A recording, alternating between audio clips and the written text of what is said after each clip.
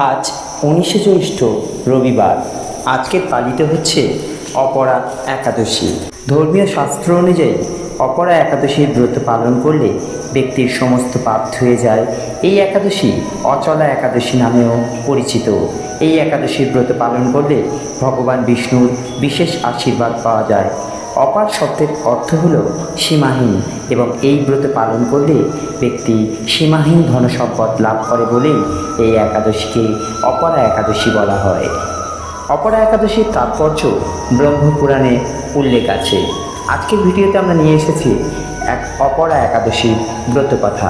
তাই ভিডিওটি শুরু করার আগে সবাইকে বলবো, ভিডিওটি ভালো লাগলে একটি লাইক করুন, শেয়ার করুন এবং চ্যানেলে যারা নতুন আছেন অবশ্যই চ্যানেলটিকে সাবস্ক্রাইব করুন। মহারাজ যুধিষ্ঠির শ্রীকৃষ্ণকে বললেন, হে কৃষ্ণ, জ্যৈষ্ঠ মাসের কৃষ্ণপক্ষে একাদশীর নাম কি এবং তার মাহাত্ম্যই বা কী আমি শুনতে ইচ্ছা করি। আপনি অনুগ্রহ করে তা বর্ণনা করুন। শ্রীকৃষ্ণ বললেন, হে মহারাজ, মানুষের মঙ্গলের জন্য আপনি খুব ভালো প্রশ্ন করেছেন। বহু পুণ্য প্রদানকারী, মহাপাপ বিনাশকারী এবং পুত্রদানকারী এই একাদশী অপরা নামে খ্যাত। এই ব্রত পালনকারী ব্যক্তি জগতে প্রসিদ্ধি লাভ করে। ব্রহ্মহত্যা, গোহত্যা, ভ্রূণ হত্যা, পরনিন্দা, পরস্ত্রী গমন, মিথ্যা ভাষণ এবং গুরুতর পাপ এই ব্রত পালনে নষ্ট হয়ে যায়।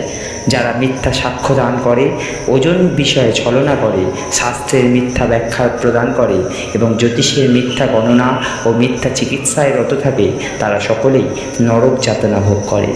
এই সমস্ত ব্যক্তিরা যদি এই ব্রত পালন করে তবে তারা সমস্ত পাপ থেকে মুক্ত হয়।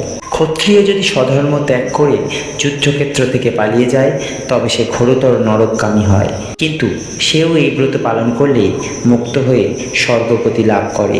মকর রাশিতে সূর্য অবস্থানকালে মাঘ মাসে প্রয়াগ স্থানে যে ফল লাভ হয়, শিবরাত্রিতে কাশীধামে উপবাস করলে যে পুণ্য হয়, গয়াধামে বিষ্ণুপাদ পদ্মে পিণ্ডদানে যে ফল পাওয়া যায়, সিংহ রাশিতে বৃহস্পতির অবস্থানে গৌতমী নদীতে স্থানে, কুম্ভে কেদারনাথে দর্শনে এবং বদ্রিকাশ্রম যাত্রায় এবং বদ্রীনারায়ণ সেবায় যে ফল লাভ হয় তা এই একাদশী পালন করলে সেই সমস্ত ফল একসঙ্গে পাওয়া যায়।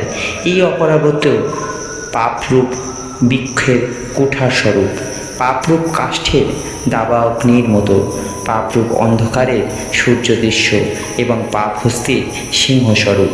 এই ব্রত পালন না করে যে ব্যক্তি জীবন ধারণ করে, জলে বুদবুদের মতো তার জন্ম মৃত্যু কেবল সার হয়। অপরা একাদশীতে উপবাস করলে, বিষ্ণু পূজা করলে সর্বপাপ মুক্ত হয়ে বিষ্ণু লোকে গতি হয়। এই ব্রত কথা পাঠ ও শ্রবণ করলে সহস্র বোধনের ফল লাভ হয়। ব্রহ্মাণ্ড পুরাণে এই ব্রত মাহাত্ম্য বর্ণনা করা হয়েছে।